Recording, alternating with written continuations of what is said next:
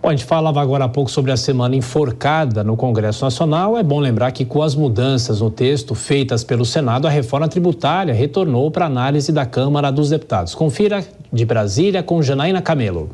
A proposta de emenda à Constituição da reforma tributária voltou à Câmara dos Deputados e já começa a semana nas mãos dos técnicos legislativos.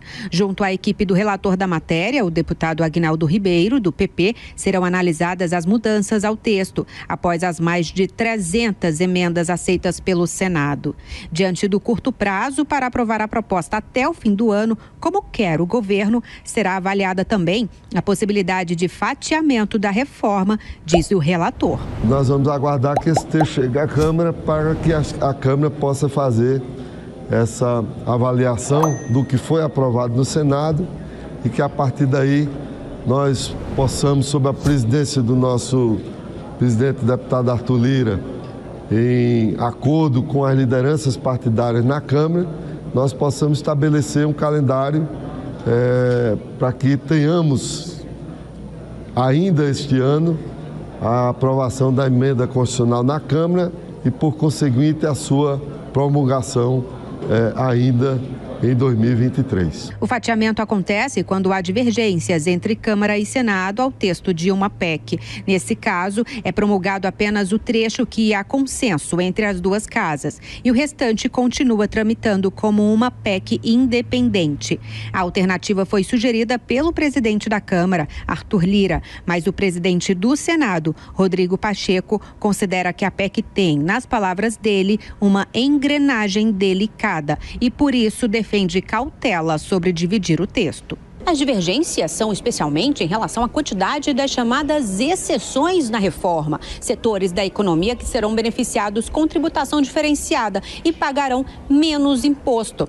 Essa lista de beneficiados será revista a cada 5 anos, mas ela ficou maior no Senado, o que acabou elevando a previsão da alíquota do chamado IVA, o imposto único a ser criado com a reforma. Há também críticas de governadores do Sul e do Sudeste, alegando que os estados do Norte, Nordeste e Centro-Oeste foram privilegiados com as alterações feitas no Senado. A oposição promete reagir às mudanças feitas no Senado, diz o deputado Rodolfo Nogueira, do PL. Vimos com bastante preocupação a aprovação da reforma tributária no Senado. Quando o texto foi apresentado na Câmara, a promessa era que a alíquota do imposto de valor agregado, o IVA, não passaria de 25%. Agora, pelos cálculos do governo, a alíquota deve passar os 27,5%, ou seja, o maior IVA do mundo. Já a base governista argumenta que a reforma propõe um sistema melhor que o atual. O deputado Reginaldo Lopes, do PT, diz que a estratégia para aprovar a PEC esse ano pode ser remover trechos específicos do texto. Eu acredito que não há necessidade de fazer ping-pong e até mesmo fatiar. É importante usar o instrumento da emenda supressiva. Aquilo que não tiver força e consenso na Câmara dos Deputados será retirada do texto. A reforma tributária reúne em 2 novos impostos, o CBS e o IBS, que formarão o IVA, os atuais 5 tributos sobre o consumo, IPI, PIS e COFINS, o ICMS e o ISS. Estabelece ainda uma trava para impedir o aumento de imposto, que não poderá ser maior que a média da receita entre 2012 e 2021. O advogado Eduardo Natal, conselheiro da Associação Brasileira da Advocacia Tributária, diz que a simplificação será efetiva para diminuir a complexidade da incidência tributária e facilitar os controles fiscais. Ele também defende a diferença de alíquotas para setores como de bens e serviços, mas alerta sobre a distinção tributária entre regiões do país. Acredito que a reforma poderia ter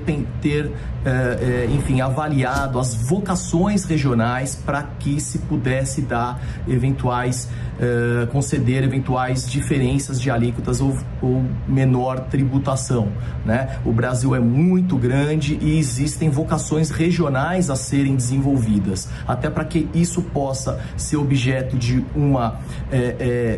algo que seja mais orgânico e de acordo com aquilo que se desenvolve em cada local do nosso país, evitando-se a guerra fiscal. Com um feriado no meio da semana, a reforma tributária na Câmara não deverá ter avanço político significativo. A expectativa do governo é aprovar a proposta até a primeira quinzena de dezembro.